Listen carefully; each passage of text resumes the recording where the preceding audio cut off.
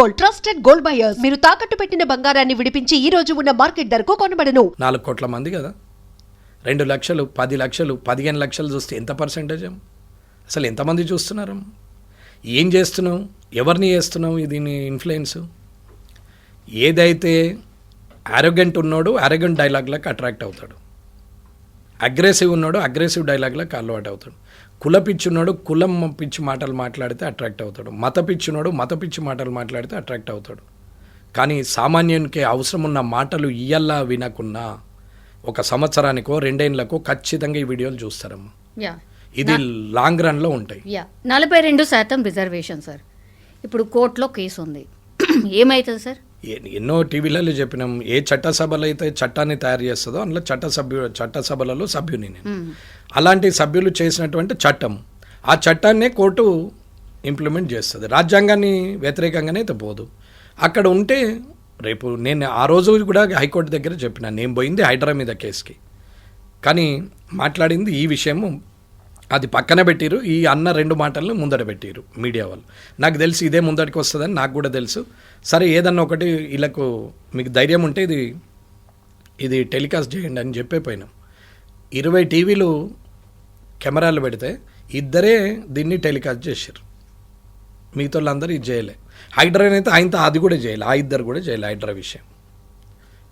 ఇవాళ ఎన్ని సమస్యలు ఉన్నాయమ్మా, ఇవాళ ఎన్ని సమస్యలు ఉన్నాయి. అసలు దాని మీద ఆలోచించకుండా సోషల్ రెస్పాన్సిబిలిటీగా ఫీల్ కాకుండా ఎవరికి వారే స్వార్థంగా తయారైపోతే రేపు దేశం ఏంటి పోతుంది? మనం బతికే 50 ఏళ్ళు 60 ఏళ్ళు 70 ఏళ్ళకు మనమే రాజులం అనుకుంటే తప్పు కదమ్మా. తర్వాత జనరేషన్ నీ పిల్లలు వాళ్ళ పిల్లలు సోషల్ రెస్పాన్సిబిలిటీ లేకుంటే ఎట్లా? నువ్వు ఒక 100 కోట్లు సంపాదించి పెడితే కొడుకు మూర్ఖుడు వెళ్తే అది 3 ఏళ్ళల్లో అయిపోతాయమ్మా.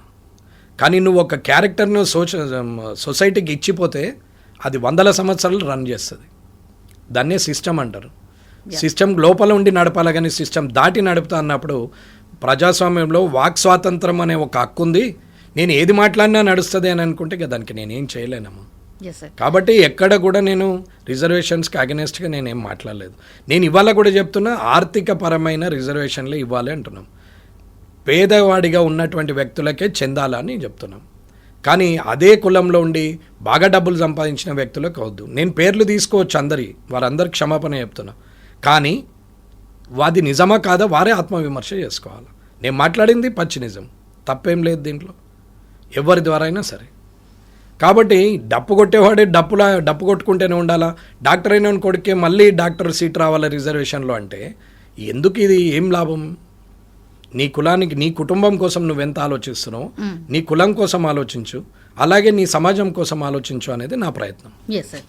మూవింగ్ ఆన్ సార్, ఇప్పుడు జూబ్లీ ఎలక్షన్స్ వచ్చాయి కాబట్టి 3 పార్టీలు పోటీలో ఉన్నాయన్న ప్రచారం జరిగినా బీజేపీ పార్టీ అసలు కనీసం పోటీ ఇస్తలేదు. బీజేపీ బీఆర్ఎస్ ఒకటే. అగైన్ మొన్న పార్లమెంట్ ఎన్నికలప్పుడు అదే జరిగింది, ఇప్పుడు కూడా అదే జరుగుతోంది అనేది ఒక చర్చ సార్. జూబ్లీలో ఏం జరుగుతుంది? ఎక్కడ చర్చ అవుతుంది? మీడియాలో అవుతుందా? రాజకీయ నాయకుల మధ్యన అవుతుందా? జనం మధ్యన అవుతుందా? జనం మధ్యన అయితే ఓటు ద్వారానే నిర్ణయం చెప్తారు. సో ఓటు వచ్చిన తర్వాత ఆ నిర్ణయం ప్రజలు ఇస్తారు. ఆ నిర్ణయాన్ని ఇకపోతే మీడియా కానీ లేకపోతే రాజకీయ నాయకులు మాట్లాడితే న్యాచురల్. కాంగ్రెస్ ఓడిపోతుందని బీఆర్ఎస్ అంటారు, బీఆర్ఎస్ కాంగ్రెస్ ఓడిపోతుందని బీజేపీ అంటారు, బీజేపీ పోటీలనే లేదని ఇంకోళ్ళు అంటారు, అసలు నువ్వు నాకు పోటీ కాదని కొందరు అంటారు. ఎవరి ఆలోచనలు వాళ్ళు. అంత అగ్రెసివ్గా ప్రచారం కనిపిస్తుందా సార్? అగ్రెసివ్గా ప్రచారం అంటే నచ్చినోడికేమో అగ్రెసివ్ అనిపిస్తుంది, నచ్చనోడికేమో మామూలుగా పోతారని అనిపిస్తుంది. అది వాళ్ళ సైకాలజీ. దానికి ఎవరేం చేస్తారమ్మా? అగ్రెసివ్ పోతున్నాయి అంటే పోతున్నారు. రఘునందన్ రావు గారు ఉన్నారు, ఎమ్మెల్యేలు తిరుగుతున్నారు, అక్కడ ఇన్ఛార్జీలు ఉన్నారు, వార్డుకో ఇన్ఛార్జ్ని పెట్టిరు, అక్కడ 40 ఇన్ఛార్జీలను పెట్టిరు, మీటింగ్లు అవుతున్నాయి, పాదయాత్రలు చేస్తున్నారు, పోతున్నారు కదమ్మా. ఎక్కడ లేదు. రఘునందన్ రావు గారి ఫేస్బుక్ చూస్తే రోజు కనిపెడుతూనే ఉంటుంది. ఇప్పుడు ఆయన ఇన్ఛార్జ్ కాబట్టి. కిషన్ రెడ్డి గారికి సవాల్, రామచంద్రరావు గారికి సవాల్ అనేది ఒక న్యాచురల్ కదమ్మా. అది రేవంత్ రెడ్డి గారికి సవాల్ కదా, కేటీఆర్ గారికి కేసీఆర్ గారికి సవాల్ కదా. వారు గెలిస్తే ఇవాళ గొప్పోళ్ళు గెలిపించారు అని కేసీఆర్ కేటీఆర్ గారిని అంటారు. ఇవాళ రేవంత్ రెడ్డి గారు ముఖ్యమంత్రి ఉండి సింగిల్ హ్యాండ్ మీద గెలిపించిండు అని అంటారు. ఇవాళ బీజేపీ గెలిస్తే నిజంగా కూడా గొప్పోళ్ళే అంటారు. అది ఆ పదవికి ఉన్నటువంటి సవాల్. అది ఆ పదవికి ఉన్నట్టు సవాల్. ఇంట్లో పిల్లలందరూ మంచి టాపర్స్ వెళ్ళినారనుకో వాళ్ళకి పేరు వస్తుందమ్మా. తల్లిదండ్రులకి కదా. అంతే కదమ్మా. పదవి అది ఉన్నోడు అధ్యక్షులు ఉన్నారు, పదవిలో ఉన్నోళ్ళు కాబట్టి వాళ్ళకి పేరు వస్తుంది. కాబట్టి అది సవాలే, ఎట్లాగూ సవాలే అందరికి. దానిదేమో సవాల్గా తీసుకొని పోటీ చేయాలి కానీ పోటీలో ఓడిపోయినంత మాత్రాన నిరాశపడి ఇదేదో రేపటికి వనికి రాదు అనేది ఏం రూల్ లేదమ్మా. 280 అయినప్పుడు 880 కూడా కావచ్చు, 80 కూడా కావచ్చు. రేపు నేను ఓడిపోనవచ్చు, ఏం తెలుస్తుందమ్మా. అది మన వ్యక్తిత్వం ఏంది, మనం మన వల్ల ఎంతమందిని ఇన్ఫ్లుయెన్స్ చేయగలిగినాము, మనం ఎంతమందిని ప్రయోజకుల్ని చేయగలిగినాము ఇన్ఫ్లుయెన్స్ ద్వారా అనేది చూసినాడు నువ్వు లీడర్గా బతికినట్టే తప్ప ఈ అడ్డమైన సవాళ్ళు ఇవన్నీ తీసుకోవాల్సిన అవసరం లేదమ్మా.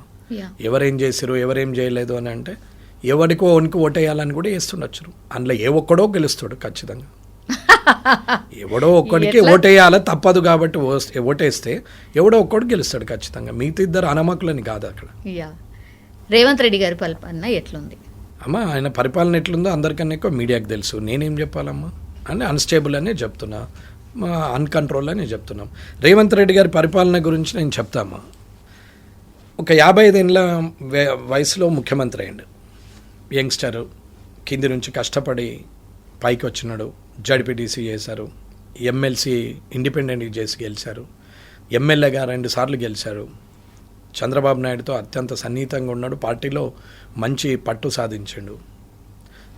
కాలక్రమేణా అది ఇబ్బందులు వచ్చినాయి, అందరికి వచ్చినాయి, నాకు వచ్చింది, ఆయనకు వచ్చింది, ప్రతి ఒక్కరికి వచ్చింది. తెలంగాణ ఆంధ్ర విడిపోతే తర్వాత ఆయన కాంగ్రెస్లో జాయిన్ అయ్యాడు, ఎంపీ అయ్యాడు, పీసీసీ ప్రెసిడెంట్ అయ్యాడు. ఒక పక్క పార్టీలోకి వెళ్ళి వచ్చి షార్ట్ టైంలో పీసీసీ ప్రెసిడెంట్ కావడం it's a great thing. Immediate MP కావడం అంటే అది ఎవరైనా వస్తారు పోతారు, టికెట్ ఇస్తే గెలిచే అవకాశం వస్తే గెలుస్తారు, టైంను బట్టి నడుస్తుంది అనుకోవచ్చు. కానీ ఒక పార్టీలో, ఒక ప్రాంతీయ పార్టీలో ఉన్నటువంటి వ్యక్తి నేషనల్ పార్టీలో పీసీసీ ప్రెసిడెంట్గా వచ్చిర్రు అని అంటే అది గ్రేట్ అచీవ్మెంట్. నేను దానికి ఆయనను అప్రిషియేట్ చేస్తాను. వచ్చిన తర్వాత ఆయన మొబిలైజేషన్, పాయింట్ ఆఫ్ వ్యూ, మాట్లాడడం అవన్నిటి వల్ల కూడా ఛాన్స్ వచ్చింది. సరే, ఛాన్సు మన శక్తి వల్ల రావచ్చు, ఎదుటోని దెబ్బ కొట్టడానికో ఓడించడానికో కూడా. అయితే మన శక్తితో రావచ్చు, లేదా ఎదుటోని అశక్తితో కూడా రావచ్చు. మీరు వీక్ అయితే నేను స్ట్రాంగ్ ఆటోమేటికల్. అది నేను స్ట్రాంగ్ అయితే ఆటోమేటికల్గా మీరు వీక్. ఇది అందరు గుర్తుంచుకోవాలి. అది ఒక్కడి గొప్పతనం కాదు, ఇద్దరు గొప్పతనం. ఒకడు వీక్ అయితేనే ఇంకొకటి స్ట్రాంగ్ అవుతారు. సో అక్కడ ఎవరో వీక్ అయ్యారు, ఎవరు స్ట్రాంగ్ అయ్యారు అని తర్వాత పిలిస్తే ఆయన అయితే రిజల్ట్ ఆయనకు వచ్చింది. ఆయన is the strong, ultimately is the strong. నేను వీక్ అయిట్లా నువ్వు గెలిచినావంటే అది నేను ఎవడు గమ్మన్నాడు వీక్ అనేది మనం మాట్లాడచ్చు. సో ఆయన స్ట్రాంగ్. ఆయన ముఖ్యమంత్రి అయిండు. అంతమంది పెద్ద పెద్ద వాళ్ళు ఉండంగా కూడా బట్టి విక్రమార్క గారు, కోమటిరెడ్డి వెంకటరెడ్డి గారు, ఉత్తమ్ కుమార్ రెడ్డి గారు, శ్రీధర్ బాబు గారు, చాలా మంది ఉన్నారు, చాలా సీనియర్ లీడర్స్ ఉన్నారు. ఆల్రెడీ పీసీసీ ప్రెసిడెంట్ చేసినటువంటి ఉత్తమ్ కుమార్ రెడ్డి గారు ఉన్నారు, చాలా మంది ఉన్నారు. వాళ్ళందరూ కూడా పక్కనుండి ఆయన ముఖ్యమంత్రి అయ్యాడు. చాలా బాగుంది. ఒక యంగ్స్టర్ ముఖ్యమంత్రి అయిన తర్వాత ప్రభుత్వాన్ని చాలా బాగా నడుపుతాడని నేను ఎంతో ఆలోచనతో అసెంబ్లీకి అడుగుపెట్టినాం. ఇది నిజం, ఇది మనస్ఫూర్తిగా నేను చెప్తున్నా. ఆయన మంచి పరిపాలన చేస్తాడు. మోర్ దెన్ అంటే కేసీఆర్ గారు చేసిన తప్పుల్ని ఎండగడుతూ, అంటే తప్పులని రెక్టిఫై చేస్తాడు, నాట్ ఎండగడుతూ, రెక్టిఫై చేస్తూ, సరిదిద్దుతూ. తెలుగులో చెప్పాలంటే ఆయన చేసిన తప్పులను ఈయన సరిదిద్దుతూ ఇంకా తెలంగాణని ముందుకు తీసుకుపోయే ప్రయత్నం చేస్తారు అని అనుకున్నాం. దాంట్లో ముఖ్యమైనది కరప్షన్. ఈ కరప్షన్ని, మిస్మేనేజ్మెంట్ని, కంట్రోల్ ఆఫ్ ద బ్యూరోక్రాట్ని, అడ్మినిస్ట్రేషన్ని, ఇవన్నిటిని కూడా కంట్రోల్ చేస్తూ ఒక ఉమ్మడి పౌరుగా ఈ తెలంగాణను ముందుకు తీసుకెళ్తారు. ఉమ్మడి కష్టం ద్వారా అందరి సహాయ సహకారాలు తీసుకొని, ప్రభుత్వంలో ఉన్న పెద్దవాళ్ళ సహాయ సహకారాలు తీసుకొని ఆయన ఖచ్చితంగా సక్సెస్ చేస్తాడని అనుకున్నాం. ఏం చేశాడమ్మా వచ్చి? నంబర్ 1 థింగ్, బ్యూరోక్రాట్ ఎక్కడ కంట్రోల్లో ఉన్నారమ్మా? చీఫ్ సెక్రటరీ నుంచి మొదలు పెడితే ప్రిన్సిపల్ సెక్రటరీలు అందరూ అలానే ఉంచుకుంటేవి. ప్రతిపక్షంలో ఉన్నప్పుడు వీళ్ళంతా దొంగలంటివి. కేసీఆర్ పొద్దున్న లేచి ఏది చెప్తే అది చేస్తారు, ఊడిగం చేస్తారు, సున్నాలు ఏమంటే సున్నాలు వేస్తారు. వీళ్ళు ఐఏఎస్లు అని మాట్లాడితే ఐఏఎస్లో కూడా స్ట్రైక్ చేసిరి, ఐపీఎస్లు ఐఏఎస్లు. ఈయన మాటలు, ఆయనకు సెక్యూరిటీని కూడా విత్డ్రా చేసిరి, ఇట్లా మాట్లాడతాడా మా మీద అని. ఐఏఎస్ ఐపీఎస్లు అంతా. ఇదైతే మీకు తెలిసిందే, నేను కొత్తగా చెప్పేది ఏం లేదు, పుట్టిస్తుంది ఏం లేదు. తర్వాత ఏమైంది? ఈయన కాలక్రమేణా ముఖ్యమంత్రి అయిన తర్వాత వాళ్ళనే కంటిన్యూ చేస్తూ అప్పుడు వాళ్ళు సున్నాలు వేసేటోళ్ళల్లా మళ్ళీ మంచోళ్ళు అయిపోయారు. మంచోళ్ళు అయిపోయి కంటిన్యూ చేస్తారు. ఆయన తప్పు చేసిండని చెప్పేసి అగెనెస్ట్ లా పోతున్నాడని ఎమ్మెల్సీలను కోర్టు కొట్టేసి మళ్ళీ అవే ఎమ్మెల్సీలను నువ్వు ప్రపోజ్ చేస్తేవి. ఒక్కసారి నాకు కోదండరామ్ గారు అంటే గౌరవం అమ్మ. ఇలా రాజకీయాలకు ఆయన పాపం ఆయనకు సెట్ కాదు. ఆయన నిజంగా ప్రజాస్వామ్యవాది, ప్రజల కోసం ఆలోచించడం. అటువంటి వ్యక్తి ఒకసారి కోర్టు ద్వారా అవమానం పాలు చేసి మళ్ళీ తిరిగి ఆయన్ని నామినేట్ చేస్తారు, మళ్ళీ కాదనేది నమ్మకమైంది. ఇకపోతే ఏ బ్యూరోక్రాట్ వ్యవస్థనైతే ఉంచినామో ఆ బ్యూరోక్రాట్ వ్యవస్థ ఇవాళ కంట్రోల్ ఉందా? ఏ కరప్షన్ అయితే విపరీతంగా పోతుంది, 10%, 20%. కేటీఆర్ గారు ల్యాండ్స్ని చెయ్యాలంటే 30% అడుగుతున్నాడు. మొత్తం మీద ల్యాండ్స్ అని అమ్ముకుంటున్నాడు. చెర్లమ్మీరు, కుంటలమ్మీరు అన్నీ ఒరితిరి. కాళేశ్వరం కుంగిపోయింది, అది కూలేశ్వరం అని మాట్లాడతారు. ఇవాళ ఏమైంది? కాళేశ్వరం మీద 2 ఏళ్ళు ఒరితివి, ఇప్పుడు రిపేర్లు చేయబడుతుంది. కేటీఆర్ గారి మీద మొత్తం చెర్లు అమ్ముకున్నారంటే హైడ్రా పెట్టేసి అమాయకుల ఇండ్లు గులవట్టబడుతుంది, హై రైజ్లను ముట్టకపోబడుతుంది. ఆ చెర్లలా కట్టినవి ఊసెత్తకపోబడుతుంది. ఇవాళ అదే బ్యూరోక్రాట్లు మొత్తం మంది మళ్ళీ డిపార్ట్మెంట్లు చేంజ్ చేసి అందరినీ అక్కడనే పెట్టుకుంటేవి. ఇవాళ ఉన్న చీఫ్ అప్పుడున్న ఫైనాన్స్ సెక్రటరీ గారు 10 ఏళ్ళు కేసీఆర్ గారి ద్వారా ఫైనాన్స్ సెక్రటరీగా ఉన్న అతన్ని చీఫ్ సెక్రటరీగా చేస్తేవి. ఆయనకు చీఫ్ సెక్రటరీ ఉన్న ఆమెను తీసుకెళ్ళి మళ్ళీ ఆ అమ్మను ఒక ఎక్స్టెన్షన్ దొరకలేదని చెప్పి రిటైర్డ్ అయిన వ్యక్తులు వద్దని చెప్పంగా మళ్ళీ రిటైర్డ్ అయిన వ్యక్తులను మళ్ళీ పదవులు ఇస్తేవి. ఆంధ్రలో ఉన్న ఆదిత్యనాథ్ దాస్ని తీసుకొచ్చి, శ్రీనివాసరాజుని తీసుకొచ్చి సీఎంఓలో పెడితేవి. ఒక senior IAS IPS leader IAS IPS officers సీనియర్లు ఉన్న వాళ్ళని సీఎంఓలో పెడితే ప్రిన్సిపల్ సెక్రటరీలు భయపడతారు. కానీ ఐఏఎస్ ఐపీఎస్ క్యాడర్ను కాదని నీకు ఇష్టం ఉన్న వాళ్ళందరినీ తీసుకొచ్చి OSD to CM, PS to CM అని పెట్టుకుంటూ వాళ్ళకు పదవులు ఇచ్చేసి ప్రభుత్వ సలహాదారులు అని చెప్పేసి, ముఖ్యమంత్రి సలహాదారులు అని చెప్పేసి వాళ్ళని తీసుకొచ్చి అక్కడ పెడితే వితౌట్ క్యాడర్, అసలు ఎటువంటి క్యాడర్ లేని వాళ్ళని ఏ ప్రిన్సిపల్ సెక్రటరీ భయపడతారు? ఏ సెక్రటరీ భయపడతారు? ఎవరు భయపడతలేరా? ఎవరు భయపడుతురా లేదా అనేది మీరు గమనించండి. నేను అన్నది నిజమా కాదా మీరు పోయి తెలుసుకోండి. మీకు అది నేను చెప్పిన దాంట్లో ఎంతవరకు నిజం అనేది మీకు తెలుస్తుంది. నేను నా ఆలోచన విధానం జరుగుతున్నది, నేను చూసింది నేను చెప్తున్నాను. నిజమా కాదా అని తెలుసుకోవడం మీ వంతది. అది నేను దాన్ని కూడా నిజమా కాదా అనే ప్రశ్నకు ఆన్సర్ నేను చేయాల్సి వస్తే నేను ఇది మాట్లాడదు. ఇది మాట్లాడుతున్నా కాబట్టి నిజం. కాబట్టి ఆ నిజం చెప్తున్నాడా అబద్ధం చెప్తుండా, నిజమేనా కాదా ఆ నిజం అనేది మీరు పోయి నిజమా కాదా తెలుసుకోండి. ఇది ముఖ్యమైన విషయం. అక్కడ వాళ్ళని పెడితే వారు ఎక్కడ వెళ్ళంటే ఆంధ్ర క్యాడర్కి వెళ్ళొచ్చు. తెలంగాణ ఆంధ్ర అంటారు, మళ్ళీ అక్కడి నుంచి తెచ్చి ఇక్కడ పెడతారు. సరే, ఇప్పుడు ఉన్న వాళ్ళందరినీ తీసుకొస్తారు. ఏం చేస్తున్నారు? ఎక్కడికి వెళ్ళి కేసీఆర్ పెట్టిన స్కీమ్లను పక్కన పెట్టేసి కొత్త ఏదోటి పెట్టాలి, దానికి రూపురేఖలు మార్చాలా తప్ప వేరే ఆలోచన లేదు. 2 సంవత్సరాలుగా లోపలేస్తాం అంటారు. ఏడైషిర్ లోపల ఆయన్నే అంటున్నాడు కదా, లోపల నూక్తాం అన్నారు. యాడ నూకిరు, మరి ఇంకేమైతే లేదా అని మాట్లాడారు కదా కేటీఆర్ గారు అన్నారు. నేనేమనలేదు, ఆయన క్వశ్చన్ చేస్తున్నాడు. మరి మీరెందుకు ఊకున్నారు అంటే అది నిజం కాదా ఆరోపణ? అది ఆరోపణనేనా? అది వాస్తవం కాదా? అటువంటప్పుడు వాస్తవం అయితే మరి మీరెందుకు ఊకుంటున్నారు? ఆరోపణ చేస్తే తప్పు మీదే, అది వాస్తవం అయితే ఊకున్నా తప్పు మీదే, ప్రభుత్వాందే. మరి ఈ రెండింటికి బాధ్యత వాళ్ళు వహించాలా? వారు కాదా? ప్రభుత్వం కాదా? ముఖ్యమంత్రి గారు కాదా? క్యాబినెట్ మంత్రులు కాదా? వీళ్ళే కదా చేయాల్సింది. మరి ఏం చేస్తున్నారు? సార్ ఎవరు సహకరిస్తలేరా? ఎవరు సహకరిస్తున్నారా లేదంటే అడ్మినిస్ట్రేషన్ అర్థమైపోవాలగం. ఇప్పుడు వీళ్ళందరూ ఎందుకమ్మా ఒక 20 మంది సలహాదారులు ఎందుకు ప్రభుత్వానికి?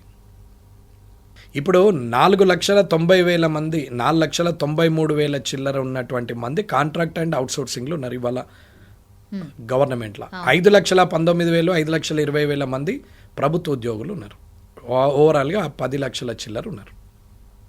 ఇవాళ ఆధార్ లింక్ చేసి ఆధార్ లింక్ చేసే శాలరీస్ ఇస్తామన్నారు. ఆధార్ లింక్ చేయని వాళ్ళే 2 లక్షల మంది వెళ్ళారు.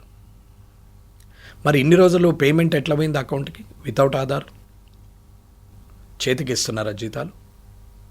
ఇది ఫైనాన్స్ సెక్రటరీ, ఒకప్పటి ఫైనాన్స్ సెక్రటరీ ఉన్నాడు 10 ఏళ్ళు మొన్నటి వరకు కూడా. నాకు రామకృష్ణారావు గారు నాకు మంచి, నన్ను అంటే గౌరవం ఇస్తాడు, నేను ఆయన అంటే నాకు కూడా గౌరవం. కానీ ఇది సమస్య రామకృష్ణారావు గారికి రమణారెడ్డికి కాదు మధ్యన. ఇది తప్పుకు ఒప్పుకున్నటువంటి వాగ్వాదం అంతే తప్ప వేరేది ఏం లేదు. తేడా చెప్తున్నాను. అటువంటి ఫైనాన్స్ సెక్రటరీ గారు ఆర్డర్ ఇచ్చిండు 2016లో కానీ ఎప్పుడైనా. అప్పటి నుంచి ఇప్పటిదాకా ఏం చేశారు? 2016 నుంచి 25 వరకా సార్? ఉన్నది ఆర్డర్. మొన్న 2021లో కూడా ఒకటి ఇచ్చారు. ఏమవుతున్నది మరి? ఈ 2 లక్షల మందికి ఇవాళ ఆధార్ లింక్ ఎందుకు కావట్లేదు? ఆధార్ లింక్ లేనప్పుడు అకౌంట్ ఎట్లా ఓపెన్ అయింది? అకౌంట్ ఓపెన్ అయినప్పుడు ఆధార్ లింక్ ఎందుకు కాలేదు? అంటే స్కామ్. శాలరీని అది నేనేమనమ్మా, నేను అన్నది ప్రజలకు అర్థమైతే స్కామా కాదా అనేది. ఆ పదవి ఆ ఉద్యోగం ఉన్నటువంటి వ్యక్తికి త్రూ అకౌంటే పేమెంట్ ఇస్తున్నారు కదా. మరి ఆ అకౌంట్ దానికి పేరు కూడా ఉంది. అవన్నీ ఇప్పుడు మాట్లాడేదేమో, ఇంకా టైం ఉంది, నేను చెప్తాను. ఇవి ఏం చేస్తారో నేను రైట్ ఇన్ఫర్మేషన్ యాక్ట్లో పెట్టినా. నేను ఇవాళ కూడా ఒకటి పెట్టేసినాం. అసలు ఎంతమంది పనిచేస్తున్నారు, ఎంతమందికి జీతాలు ఇస్తున్నారు, ఎంతమందికి ఆధార్ లింక్ అయింది, ఎంతమందికి ఆధార్ లింక్ లేనిది, ఇవన్నిటి ఒక 3-4 క్వశ్చన్స్ పెట్టి ఒక 4-5 ఒక్కొక్క దాంట్లో 3-4 పెట్టి ఒక 4-5 రైట్ ఇన్ఫర్మేషన్ యాక్ట్లు ఇచ్చినాం. సరే, అది వస్తుంది తర్వాత విషయం. ఏ జీతం అయితే అకౌంట్లో పడుతుందో అకౌంట్లో పడ్డప్పుడు ఆ డబ్బు ఆ అకౌంట్ ఆధార్ లింక్ ఉందా లేదా, లేకపోతే అడ్డ మీద కూలీలకు వంచినట్టు నగదు క్యాష్ పంచుతున్నారా? డిజిటల్ క్యాష్ అన్నప్పుడు నీకు ఇవాళ నగదు ఎట్లా పంచుతారు? పంచడానికి వీల్లేదే. సో త్రూ అకౌంటే వెళ్ళాలి ఏదైనా, అది కాంట్రాక్ట్ అయినా, అవుట్ సోర్సింగ్ అయినా, థర్డ్ పార్టీ అయినా. మరి అదంతా ఏం చేశారు? ఎటుపోయినాయి ఆ డబ్బులు? మరి ఆర్డర్ ఇచ్చిన చీఫ్ సెక్రటరీ గారి ఆర్డర్ కాపీ మరి తుడిచిపడేసే, చెత్తబుట్టలో పడేసే కాగితమా? ఒక ఎంఆర్ఓ మండల్లో చెప్తే అక్కడున్న ఆఫీసర్లు కింది స్థాయిలో భయపడన్నా పనిచేస్తారు. ఒక చీఫ్ సెక్రటరీ చెప్తే ఇంతవరకు అది ఇంప్లిమెంటేషన్ కాలేదంటే దానికి విలువ ఉన్నట్టా లేనట్టా? ఒక సెక్రటరీ, ఫైనాన్స్ సెక్రటరీ ఆర్డర్ ఇస్తే దాన్ని ఇంప్లిమెంట్ చేయాల్సిన అవసరం ఉందా లేదా? ఒక GAD, government administration department principal secretary వీళ్ళు ఏం చేస్తున్నట్టు? అసలు ఇది ఎన్నేళ్లుగా నడుస్తున్నది? గత 10 సంవత్సరాలు, ఇప్పుడు ఉన్నటువంటి 2 సంవత్సరాలు లెక్కేస్తే 12 సంవత్సరాలుగా ఇలాంటి పనే నడుస్తూ ఉంటే యావరేజ్గా 50,000 రూపాయలు జీతం తీసుకుంటే 2 లక్షల మందికి అంటే కనీసము ఎన్ని కోట్లు ఇవాళ పోతుంది అనేది ఒకసారి ఆలోచించండి. ఇవాళ 1000 కోట్లు, ఇవాళ అవన్నీ సంవత్సరానికి 12,000. నీకు తీరా చూస్తే 5 ఏళ్లకు 60,000 కోట్లు. బడ్జెట్ యాక్చువల్ రిసెప్ట్స్ ఉన్నదే 150,000 కోట్లు. నీ మిస్ మేనేజ్మెంట్లోనే ఇవాళ నీకు ఇంత 40-50,000 కోట్లు పోతుంటే ఏమన్నట్టు? అవన్నీ పోనీయండి, 25% తీసుకున్నా ఎంత అవుతుంది? 40,000 కోట్లు అయితే 35,000 కోట్లు అయితే అవుతుంది. అంటే ఆన్ అండ్ యావరేజ్ ఒక 20-25% అయితే పోతున్నది. సరే, ఇంకా తగ్గించుకున్నా 10% అయితే 100% పోయినట్టే కదా. 10% అయితే 15,000 కోట్లు. దీనికి ఇవాళ దానికి ఎవరు బాధ్యత వహించాలి? ఇవాళ బ్యూరోక్రాట్ కంట్రోల్ ఉన్నట్టేనా గవర్నమెంట్ కంట్రోల్లో? వీళ్ళు తప్పు చేయలేదా? తప్పు చేసిన వ్యక్తి బాధ్యత తీసుకోవాలి కదా. ఇది ఎవరు తీసుకుంటారు బాధ్యత? జిఏడి ప్రిన్సిపల్ సెక్రటరీలా, finance secretary, finance principal secretary, లేకపోతే చీఫ్ సెక్రటరీ? ముఖ్యమంత్రి సంతకము నోట్ ఫైల్ మీద ఉంటుంది కానీ ఆర్డర్ కాపీ మీద ఉండదే. అడ్మినిస్ట్రేషన్ అంతా బ్యూరోక్రాటే కదా. పొలిటీషియన్ ఓన్లీ డిసైడెడ్ చేసి ఒక తీర్మానం చేసి ఇస్తారు, దాని మీద ఇంప్లిమెంటేషన్ జరగాల. మరి అడ్మినిస్ట్రేషన్ కంట్రోల్ చేయాల్సింది ఎవరు? మేనేజ్మెంట్ చూడాల్సింది ఎవరు? ఇదంతా ఎవరు చూడాలి? మరి ఈ ముగ్గురు ఏం చేస్తున్నారు? GAD department, finance department and chief secretary ఏం చేస్తున్నారు? ఇది తప్పు కదా. సరే, 1,00,000 మందికే ఆధార్ లేదనుకుందాం, ఇంకా తక్కువకి చేద్దాం, 25,000 మందికే చూద్దాం. 250 కోట్లు నెలకి, సంవత్సరానికి 3,000 కోట్లు, 5 సంవత్సరాలకు 15,000 కోట్లు, 150,000లో 10%. ఇంత చీప్గా చూసినా 10%. ఇది బోను. ఇది ఒక రకమైన ఇబ్బంది అయితే, ఇకపోతే ఒక్కొక్క మంత్రుల పేషీల 10 మంది, 15 మంది, 20 మంది కాంట్రాక్ట్ ఎంప్లాయీస్, బావలు, బామర్దులు, చుట్టాలు, తెలిసిన వాళ్ళు, కార్యకర్తలు ఇట్లా పెట్టుకుంటారా ఎవడన్నా? అఫీషియల్ అడ్మినిస్ట్రేషన్ ఇదేనా? వీళ్ళందరినీ పెట్టుకొని ఒక్కొక్క డిపార్ట్మెంట్ నుంచి ఒక్కొక్కళ్ళకి 3-4 ఉన్నాయని 3-4 దగ్గర 2 సాలరీలు, 3 సాలరీలు, 4 సాలరీలు ఎత్తుతున్న వాళ్ళు లేరా? నేను చూపెట్టిన ఆధారాలు నా దగ్గర ఉన్నాయి, పేర్లతో సహా ఉన్నాయి. ఏ పేషీలో ఎంతమంది ఎన్ని సాలరీలు ఎత్తుతున్నారు నేను చూపిస్తాం. ఇదే రిటైర్డ్ అయినటువంటి ఎంప్లాయీస్ని కంటిన్యూ చేస్తున్నారు, ఎక్స్టెన్షన్ ఇచ్చుకుంటూ. రిటైర్డ్ ఎంప్లాయీస్ని మళ్ళీ ఇస్తున్నారు. పెన్షన్కు పెన్షన్ వస్తుంది, పెన్షన్తో పాటు మళ్ళీ జీతం వస్తుంది. ఈ జీతం 1,00,000 అయితే కారు, డ్రైవరు, తోటమాలి, వంటోడు, మళ్ళీ పిఏలు, పిఎస్లు, office maintenance, office subordinate, office attender, ఇంతమందిని మళ్ళీ 15-20 మందిని మళ్ళీ అవుట్సోర్సింగ్ పెడతారు. జీతాలు ఎక్కడి నుంచి వస్తున్నాయి? 1,00,000 జీతం గంగలో పోని వాళ్ళందరూ 15-20 మందికి మళ్ళీ ఓ 10 లక్షల ఖర్చు, 15 లక్షల ఖర్చు. వీళ్ళ జీతాలు పక్కన పోని వీళ్ళు రాసే రాత, ఎత్తే బిల్లులు ఎంత ఫ్రాడ్. మళ్ళీ ఇట్లా ఎన్ని వేల కోట్లు పోతుండొచ్చు. అంటే ఓవరాల్గా యాక్చువల్ రిసిప్ట్స్లో సగం బీక్తున్నాయి. కానీ రిటైర్డ్ అయిన వాళ్ళకు పెన్షన్లు ఇయ్యం, బెనిఫిట్స్ ఇయ్యం, చదువుకున్నోడికి ఉద్యోగాలు ఇయ్యం, గవర్నమెంట్ దవాఖానలలో ఫెసిలిటీ ఇయ్యం, గవర్నమెంట్ స్కూళ్ళల్లో ఫెసిలిటీ ఇయ్యం. కానీ ఇవన్నిటికి పైసలు ఉంటాయి, ఫ్రీ బీజ్లకు పైసలు వస్తాయి. ఇదంతా స్కామ్ నడుస్తూ ఉంటుంది. మరి ఇవన్నీ ఆపితే ఇవాళ ఇవన్నీ చేయలేమా? ప్రభుత్వం కంట్రోల్లో బ్యూరోక్రాట్ ఉన్నట్ట, ప్రభుత్వము స్టేబుల్గా ఉన్నట్ట. అది గత ప్రభుత్వమా ఈ ప్రభుత్వం అంటలేను, అందరూ అసంటోళ్ళే. ఆ రోజు కాళేశ్వరం కూలిపోయింది, అదంతా అయింది, వాళ్ళ మీద తీసుకుంటామని చెప్పారు. చర్యలేవి? నేనేం తీసుకోమని అనట్లేదు. ఇదే రిపేరు అదే మొదటి సంవత్సరం మొదటి 3 నెలల్లో చేస్తే అయిపోయేది కదా. ఏమంటే డ్యామ్ సేఫ్టీ అధికారులు సెంట్రల్ నుంచి వచ్చారు కాబట్టి అది పనికిరాదు అని అన్నారు. పనికిరానప్పుడు మళ్ళీ రిపేర్ ఎందుకు చేస్తున్నాం? వాళ్ళ ప్రశ్న వాళ్ళకి. మళ్ళీ నన్ను రేపు అంటుండొచ్చు, అందుకే మొదలే చెప్పేస్తున్నా. డ్యామ్ సేఫ్టీ అధికారులు ఇచ్చినటువంటి కాపీ పనిచేయదని ఇచ్చారు మీ సెంట్రల్ గవర్నమెంటే అంటుండొచ్చు. నాది కాదు సెంట్రల్ గవర్నమెంట్, ఇది ఇండియాకున్న అందరి ప్రజల కేంద్ర ప్రభుత్వం. వెంకటరమణారెడ్డి బీజేపీలో ఉన్నంత మాత్రాన, బీజేపీ ఫామ్ చేసినంత మాత్రాన కాదు. ఈడున్నది కాంగ్రెస్ ప్రభుత్వం కాదు, తెలంగాణ ప్రభుత్వం. కానీ కాంగ్రెస్ పార్టీ ఫామ్ చేసింది. ఇందులో తెలంగాణ ప్రభుత్వంలో నేను ఒక సభ్యుని, 119లో నేను ఒక సభ్యుని. నేను వ్యతిరేకించవచ్చు, అనుకూలంగా చెప్పొచ్చు, అక్కడున్న సందర్భాన్ని బట్టి, అక్కడ ప్రజలకు అవసరాన్ని బట్టి. కాబట్టి నేను, నా ప్రభుత్వం అది తెలంగాణ ప్రభుత్వం అంటే. అలాగే కేంద్ర ప్రభుత్వం అంటే అందరి ప్రభుత్వం, ఇంట్లో వేరే వారి అనేది లేదు. ఇవాళ వాళ్ళు ఏం చేస్తున్నారు? మరి ఆనాడే రిపేర్ చేసి నువ్వు తప్పు చేసిన వాళ్ళ మీద పనిష్మెంట్ ఇవ్వనుంటే, శిక్ష ఇవ్వనుంటే. 2 సంవత్సరాలుగా రైతులను అందరికీ ఇది లేదు, ఇది పోయింది, అది పోయింది, ఇది పోయింది అని చెప్పినావు. అదృష్టం మంచిగా ఉంది రైతులకు కాబట్టి, కంటిన్యూ ఫుల్ వర్షాలు పడ్డాయి కాబట్టి ప్యాడీ పెరిగింది. కాళేశ్వరం వల్ల ప్యాడీ పెరిగిందని వాళ్ళు చెప్పుకోవచ్చు, కాళేశ్వరం లేకున్నా ప్యాడీ పెరిగిందని నువ్వు చెప్పుకుండొచ్చు. కానీ ఇది నేచర్ యొక్క గొప్పతనము, ఇది రైతుల అదృష్టం అని చెప్పే నాయకుడు అయితే లేడు. అది అదృష్టం మీద నడిచినటువంటి పంట. ఆ పంట వచ్చింది. ఇవాళ దాన్ని అప్పుడు రిపేర్ చేయనుంటే ఇప్పుడు ఎందుకు రిపేర్ చేస్తున్నావు? మరి అప్పుడు డ్యామ్ సేఫ్టీ అధికారులది లెటర్ కనిపించేది, ఇప్పుడు ఎందుకు కనపడట్లేదు? సిబిఐకి సెంట్రల్కి అప్పేసినావు, అయిపోయింది, కేసు అయిపోయింది, నీ చేతిలో ఏం లేదు. ఇక నెక్స్ట్ బీసీకి 42%. నేను అది కూడా అంటున్నాను. ఎస్సీలు 2001లో సెన్సస్ ప్రకారంగా రిజర్వేషన్, అది వాళ్ళ కులగణన ప్రకారం వాళ్ళకు కూడా పెంచు. ఇప్పుడు కేంద్రం చేస్తోంది కదా సార్, ఇప్పుడు కులగణన కేంద్రం చేయబోతోంది. కేంద్రం చేయడం కూడా అదే. కరెక్ట్ లెక్కలు వస్తాయా? పోనీ అప్పటికైనా వస్తాయా? నిజాయితీ గల్ల ముఖ్యమంత్రి, ప్రధానమంత్రి ఉంటే నిజాయితీగానే వస్తాయి. ఇక నిజాయితీ లేని, నిబద్ధత లేని వ్యక్తులు ఉంటే రావు. అది ఎవరనేది అనవసరం. నేనేమంటున్నాను, ఒక బీసీనే పట్టుకున్నావు కదా, మరి ఎస్సీ ఎస్టీని ఎందుకు వదిలేసినావు అంటాం. ఇప్పుడు వాళ్ళని లేపాలా నేను? ఎస్సీ ఎస్టీని అసలు కులాలద్దు, మతాలద్దు, ఆర్థికపరమైన రిజర్వేషన్ ఇవ్వండి.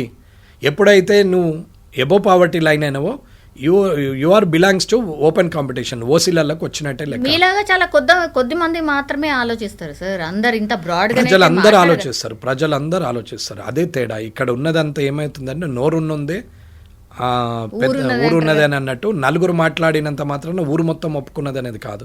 రాజకీయ నాయకులు, కుల సంఘ నాయకులు అన్నంత మాత్రాన పూర్తిగా ప్రజలందరూ యాక్సెప్ట్ చేసిరని కాదు. నేను మాట్లాడినంత మాత్రాన ఇది సత్యమో అనేది కూడా కాదు. అది కాదా అవునా అనేది కూడా వెరిఫై చేసుకోవాల్సిందే అని చెప్తున్నా.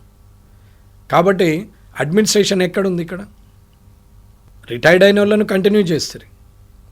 ఇంత రిటైర్డ్ అయిన వాళ్ళకి యావరేజ్ తీసినా సార్ నెలకు 60 కోట్లు, సంవత్సరంకి 720 కోట్లు, 5 ఏళ్ళకి అదొక 3,000-4,000 కోట్లు, 3,500, 3,560, 3,600 కోట్లు. అంటే ఇట్లా అన్ని కలుపుకుంటూ పోతే యాక్చువల్ రిసిప్ట్స్లో ఎంత పోతుందమ్మా? దేనికి పైసలు లేవంటున్నారు కదా సార్. పైసలు ఇట్లా అవునమ్మా. చిల్లుకుండల నీళ్ళు నింపితే ఏముంటాయి? చిల్లుకుండల నీళ్లు నింపితే అది జనం దిక్కుపోయే పైప్ లైన్లకే పోతలేవు కదా. ఈ ఈ పొక్కలు కొట్టిందంతా మనోళ్ళే కదా, మనమేనైతే రాజకీయ నాయకులు, మీడియా వాళ్ళు, బ్యూరోక్రాట్లు అందరు కలిసి ఒకటైన తర్వాత ప్రజలకు రావాల్సిన నీళ్ళు వస్తాయా? ఒక పట్వారి, ఒక పటేలు, ఒక కర్ణము, ఒక వీళ్ళందరూ కలిస్తే మామూలునికి ఎందుకు పోతుంది భూమి? నీళ్ళు ఎందుకు పోతాయి? మొదలు వీని పంట వండినాకనే వాని పంట. అసలు ఫ్రీ స్కీమ్స్ ఉండాలనా సార్? ఫ్రీ బీజ్ ఎందుకు ఉండాలి? అవసరమే లేదు. ఎవరు అడిగారు? ఏ ఒక్క ప్రజలన్నా మాకు ఇది కావాలని అడిగినట్టు 1947 నుంచి ఇయ్యాలటి వరకు ప్రజల నుంచి వచ్చిన డిమాండ్, ఒక ధర్నా, ఒక రాస్తారోకో, ఒక ప్రొటెస్ట్, ఇది కావాలని అడిగింది ఏదన్నా ఉన్నదో నాకు చెప్పానండి. సార్ మొత్తం తీసేద్దాం సార్, మొత్తం తీసేస్తే ఎవరైనా ఓటేస్తారా? ఎందుకు వేయరమ్మా? ఇప్పుడు ఏమన్నా నచ్చేస్తున్నారా? ఇంతకన్నా వరెస్ట్ అయితే ఉండదమ్మా. ఇప్పుడు ఏమన్నా నచ్చేస్తున్నారు అనుకుంటున్నారా?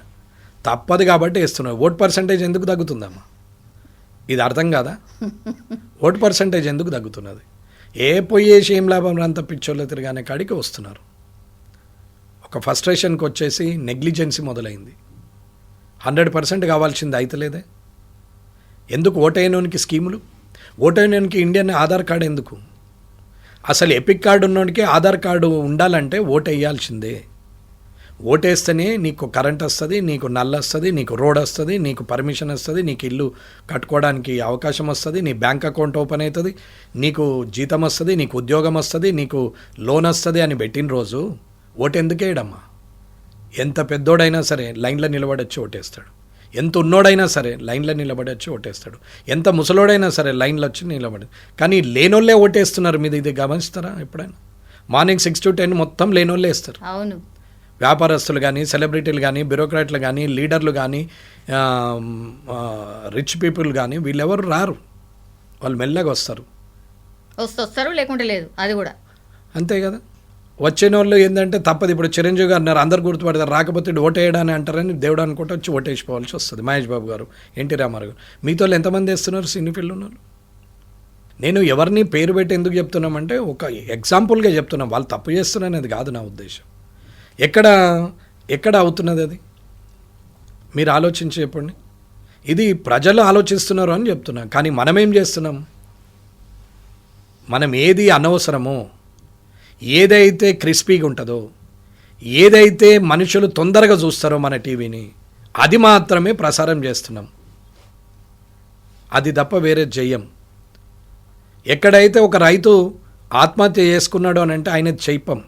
ఎక్కడైతే పాస్బుక్ వల్ల, ధరణి వల్ల సమస్య అయింది, భూభారతి వల్ల ఇప్పటికీ ఇంకా క్లియర్ కాలేదు, రెవెన్యూ సదస్సులైనవి, అప్లికేషన్లన్నీ అట్లనే పడి ఉన్నాయి, ఇంకా ఏమీ కాలేదు, అయినా వాళ్ళ బాధలు వాళ్ళు పడుతున్నారు అన్నది ఏ ఒక్క టీవీ అయినా చూపిస్తుందమ్మా. కానీ ఒక ఇద్దరు మంత్రుల మధ్యన కొట్లాటను మాత్రం రసకందాయకంగా చూపిస్తారు. ఏమవసరం? కంట్రోల్ ఉందా లేదా అంటే అది నిదర్శనం కాదా?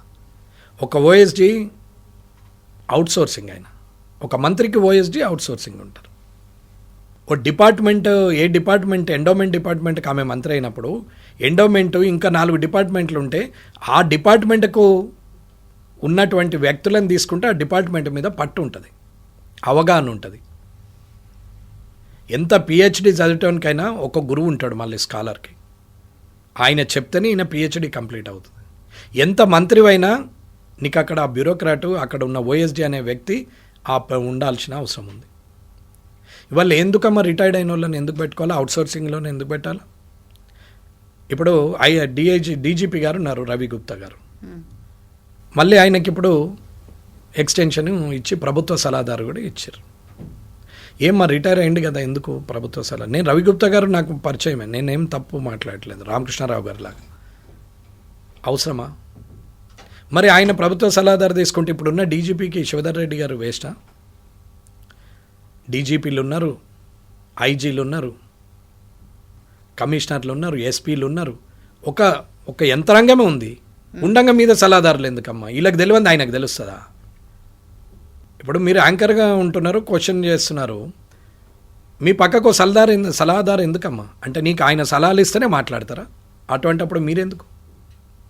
ఈ పూర్తి కూడా అర్థం కాకుండా ఇవాళ యువతను పెడదారిన పట్టించి ఉద్యోగాలు రాకుండా చేసి గవర్నమెంట్ అంటేనే విరక్తి కలిగే పరిస్థితికి తెస్తుంటే ఏం మాట్లాడుతున్నట్టు? ఈ 55 ఏళ్ళకి ముఖ్యమంత్రి గారు మీరు మీరు మీరు తేడా ఏంటి? ఆ పాలనకి ఈ పాలనకి తేడా ఏంటి? ఆ పాలనలో కాళేశ్వరం కట్టిరు, నువ్వు ఇప్పుడు మూసి అంటున్నావు. ఆ పాలనలో కూలిపోయింది, నువ్వు దాన్ని నడపలేదు, కేసులు అన్నావు, అరెస్టులు అన్నావు, ఏది లేదు, అయిపోయింది, ఎంక్వైరీలు లేవు. వాళ్ళు చెర్లు అమ్మిర్రు, పెద్ద పెద్ద కంపెనీలకు ఇచ్చిర్రు. ఇవాళ ఆ కంపెనీల్లో మళ్ళీ ఆక్యుపెంట్ సర్టిఫికెట్లు మళ్ళీ ఇది ప్రభుత్వం ఇస్తుంది, పర్మిషన్లు ఈ ప్రభుత్వం ఇస్తుంది. గత ప్రభుత్వం చెర్లు అమ్మిన దాంట్లో కన్స్ట్రక్షన్కి పర్మిషన్ ఇస్తే ఇవాళ పర్మిషన్ కంప్లీట్ అయిపోయింది కాబట్టి ఆక్యుపెన్సీ సర్టిఫికెట్లు ఈ ప్రభుత్వం ఇస్తుంది. నీకు వాళ్ళకి తేడా అయింది ఏం లేదే. ఏం అడ్జస్ట్మెంట్స్ ఇవన్నీ, ఏం నడుస్తున్నది? హైడ్రా అని ఒకటి పెట్టి చెరువుల ప్రొటెక్షన్ అండి. ఏ ఒక్క చెరువు ప్రొటెక్షన్ చేసినాం? రంగనాథ్ గారు చెప్తారు 560 చెరువులను బట్టి ఇన్ని వేల కోట్లను చేసినామని. ఏడ కనపడది పేపర్ మీద? యూజింగ్లకు ఎన్ని వచ్చినాయి? డిస్మెటల్ చేయడం 2 నిమిషాలు, కన్స్ట్రక్షన్ చేయడం ఎంత? అది destruction fraction of seconds, but construction years together. తరాల తరబడి అది కన్స్ట్రక్షన్ అవుతూ ఉంటుంది. నేనేది గులగొట్టమని చెప్పట్లేదు, అసలు ప్రొటెక్ట్ ఏది చేశారు? ఊరవతలనే చెర్లను ఫస్ట్ ప్రొటెక్ట్ చేసిరా? అసలు నాలా ఏంది? అసలు పర్మిషన్ ఇచ్చేటప్పుడు నాలా ఎక్కడుంది? అసలు నువ్వు ఏం చేస్తున్నారు? ఇన్ఫ్రాస్ట్రక్చర్ ఎక్కడిది? ఏ ఇన్ఫ్రాస్ట్రక్చర్ లేకుండా ట్రిలియన్ చేస్తాం, మిలియన్ చేస్తాం, ఎందుకు దానికి? 2047 ఏముందమ్మా, మనం ఉండేది ఉందా పోయేది ఉందమ్మా 2047 వరకు. అందుకే 2047 తీసుకుంటాం. 2020లో రాజీవ్ గాంధీ గారు పెట్టారు 2020 అంటే ఒక విజన్ మీద చేశారు. ఆయనకు విజన్ ఉంది, దాని రియాక్షన్ కనపడుతుంది, ఆ ఫ్రూట్స్ మనం తింటున్నాం. That is the export and import. ఆ 2020లోనే ప్రధానమంత్రులందరూ పనిచేసుకుంటూ వచ్చారు, ప్రస్తుత ప్రధానమంత్రి కూడా పనిచేసుకుంటూ వచ్చాడు. ఇవాళ 2047కు మళ్ళీ విజన్ పెట్టి పనిచేస్తున్నారు. కానీ మనకు రాష్ట్ర ప్రభుత్వానికి ఉన్న విజన్ ఏంది? ఆ విజన్ ఫ్రూట్ అయితే కనపడాలి కదా. ఆ విజన్ ఉందా? ఆ విజన్ ఎప్పుడు కనపడుతుంది? ఇంకో 10 ఏళ్ళకి అది ఫ్రూట్ఫుల్గా కనపడాలి కదా. మాటలు కాదు, చేతలు కనపడాలా. దానికి ప్రొజెక్షన్ ఇవ్వు. 2025 నేను 40 వరకు ఇది చేస్తా, ఇంకా 3 టర్ములు నేనే ముఖ్యమంత్రిగా ఉంటా అని అనుకుంటే నీవు ఒక విజన్ ఇవ్వు. 2025 నుంచి 30 వరకు ఇది, 30 to 35 ఇది, 35 to 40 ఇది, నేను ఇలా అనుకుంటున్నాం, ఇవన్నీ చేంజ్ చేస్తాను. ఫస్ట్ ఫేజ్ ఇది, సెకండ్ ఫేజ్ ఇది, థర్డ్ ఫేజ్ ఇది. ఫేజ్ వైజ్ ప్రోగ్రామ్ ఇవ్వండి. అసలు ఏదానికనే డీటెయిలింగ్ ఉందా? అసలు పైలట్ ప్రాజెక్ట్ ఉందా? ఇప్పటివరకు చేసిన స్కీమ్లకు ఒక ఆన్లైన్ అంటారు, యాప్లు అంటారు, అన్నిటికీ కూడా యాప్లు అని పెడుతున్నారు. తీరా చూస్తే ఓనికి ఆన్ కాదు, ఎంఆర్ఓకి ఆన్ కాదు, ఎండిఓకి ఆన్ కాదు, ఏ ఆఫీసర్కు ఏ అధికారులకు ఆన్ కాదు. అది మళ్ళీ ప్రభుత్వం ఆన్ చేసినప్పుడే ఆన్ అవుతుంది. ఒక కన్ఫ్యూజన్ లో ఉందా సార్? ఒక అంటే ఏమంటారు, ఒక క్లారిటీ లేకుండానే ముందుకు పోతుందా? అవునమ్మా, ఆన్లైన్ పేపర్ ఇప్పుడు హార్డ్ కాపీస్ ఉన్నప్పుడే ఆఫీసులలో భయం అనేది ఒకటి ఉండే. కౌంటర్ సైన్ అనే సిస్టమ్ ఉన్న రోజులు భయం ఉండే అధికారులకు. ఇవాళ సింగిల్ సైన్ ఆన్లైన్. ఎవరికి కనపడాలా ఫైల్? ఎవరు చూడగలగాలి? పబ్లిక్ డొమైన్లో ఉంటున్నాయా సార్? పెట్టగలుగుతున్నారా? ఆ ధైర్యం ఉందా? ఉంటే కులగనేది కులాల వైజు పెట్టినవా? పెట్టు కదా, కులాల వైజు పెట్టు. నువ్వింతే పెట్టు, ఆటోమేటిక్గా అవుతుంది. చూస్తారు ఇంకో 10 ఏళ్లలో ఎట్లా చేయాలా, మేమేం చేయాలం అనేది ఆలోచిస్తారు.